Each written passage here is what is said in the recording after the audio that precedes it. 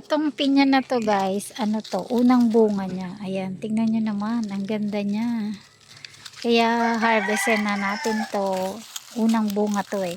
Hanggang 3 pagbunga ng puno ng pinya ko bago ko siya pinapatay yung kanyang puno. Kasi pagka nakatatlong bunga na siya, hindi na rin maganda yung ibubunga niyang na mga yon na huli. Pag 3 bunga na kasi masyado nang maliliit. Tapos pag binalatan mo, wala nang natitira. Ayan.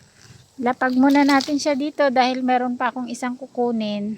Then ito guys, itong mga suwi na to, yan itatanim ko din yan. Yan, bali 4 na suwi yan. Papalakihin ko muna siya ng konti bago ko itatanim. Para hindi ako nawawalan ng mga tanim na pinya dito sa aking mga taniman ng mga gulay. Ayan. Meron pang isa dito guys. Ito malapit na rin tong mahinog. Pero hintayin ko siya talagang magdilaw sa puno bago ko harvestin para talagang matamis yung ating pinya. Ayan. Ayan guys, oh, ang ganda ng pagkahinog niya. Itong suwi na to, itatanim ko din to. Bali 5 suwi yan.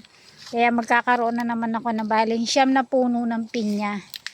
Mas maganda kasi guys, pag medyo malaki na siya na itatanim mo. Mabilis na siyang magbunga pagka malaki na. Basta ang pinya, sabi nila, pag tinanim mo, mag-aantay ka ng 1 taon bago ka mag-harvest. Ayan. O diba guys? Pag may tinanim ka talaga, meron kang aanihin. Ang lalaki oh. O diba? Meron akong 2 napakagaganda, napakakinis na harvest na pinya guys. Ayan, kaya magtanim na rin kayo guys kung meron kayong space dyan sa inyong lugar. Ako na-bless ako dahil meron akong lupang tinataniman dito habang hindi pa nila ginagamit.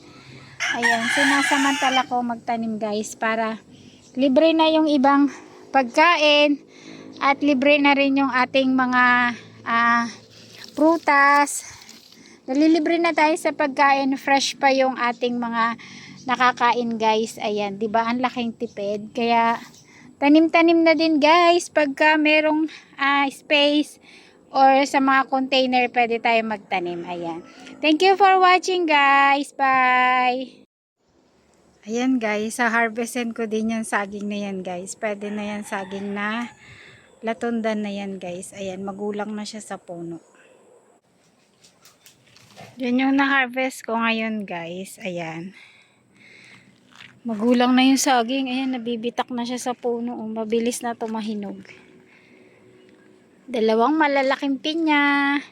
At isang napakatabang buwig ng saging.